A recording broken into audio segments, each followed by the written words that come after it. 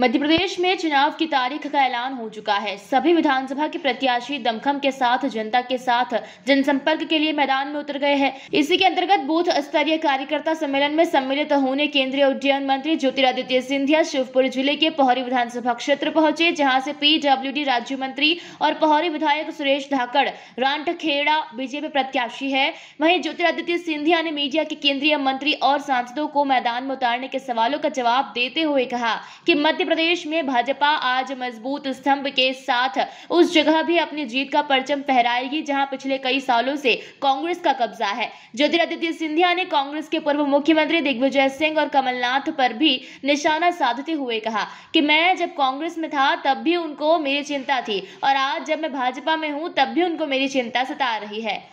पूरे दम के साथ सब लोग, अब आप लोग भी चौथे स्तंभ हो प्रजातंत्र के। हमारी पूरी कोशिश है कि हमारे भारतीय जनता पार्टी जो जमीनी कार्यकर्ताओं की पार्टी है, जैसे मैंने कहा, हमारे सरसेनापति अध्यक्ष जी के रूप में हमारे समक्ष हैं, हमारे मंडल अध्यक्ष हैं, हमारे सेनापतिगण हैं जो पोलिंग के कार्यकर्ता हैं। उनमें नई ऊर्जा, नई सोच और नई शक्ति प्रदान करने के लिए आज मैं उपस्थित हूँ। किसी भी लड़ाई में सैनिकों में एक नई ऊर्जा और मजबूती प्रदान करना बहुत महत्वपूर्ण है और उसी तारतम्य में आज पोहरी में मैं उपस्थित हूँ। कल मैं कोलारस में हूँ, कल रात को मैं अशोकनगर में हूँगा, परसों मैं मुंगावली में हूँ। तो एक एक करके हर विधानसभा को मैं कवर कर रहा हूँ। आज यहाँ से जाके ग्वालियर पूर्व का कार्यक्रम मैं कर रहा हूँ। कार्यकर्ता हमारा मजबूत होगा तो किला हमारा मजबूत होगा, पोलिंग बूथ हमारा मजबूत होगा और पोलिंग बूथ मजबूत होगा तो विधानसभा मजबूत होगी। और आज भारतीय जनता पार्टी के कार्यकर्ता की मेहनत और मशक्कत से ही हमारी सरकार मध्य प्रदेश में और केंद्र में स्थापित है। तो उनको नमन करने के लिए किसी भी दल में, किसी भी जंग में रणनीति दो तरीके की होती है।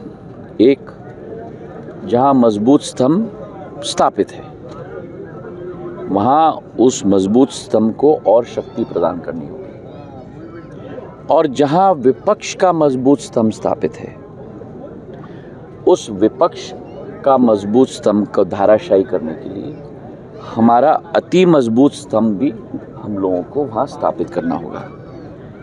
आप देखोगे कि जहां भी सांसद, जहां भी केंद्र सरकार के मंत्री इस बार चुनाव लड़ रहे हैं, वहाँ भारतीय जनता पार्टी शायद 2 बार या 3 बार से नहीं जीती है।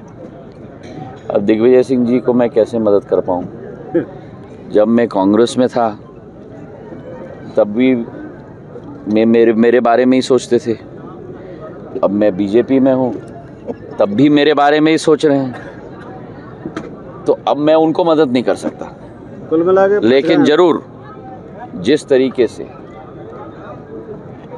स्वयं दिग्विजय सिंह जी और कमलनाथ जी ने ऐसे व्यक्तियों के साथ खिलवाड़ किया है जिन्होंने अपना पूरा जीवन कांग्रेस पार्टी को दिया, ये ना उनको शोभा देती है, ना कांग्रेस पार्टी को शोभा देती है। और जिस तरीके से एक एक मानव के साथ खेल खेला है दोनों ने मिलकर, इसका जवाब भी जनता उन दोनों को जरूर देगी। शिवपुरी से कुलदीप गुप्ता की रिपोर्ट।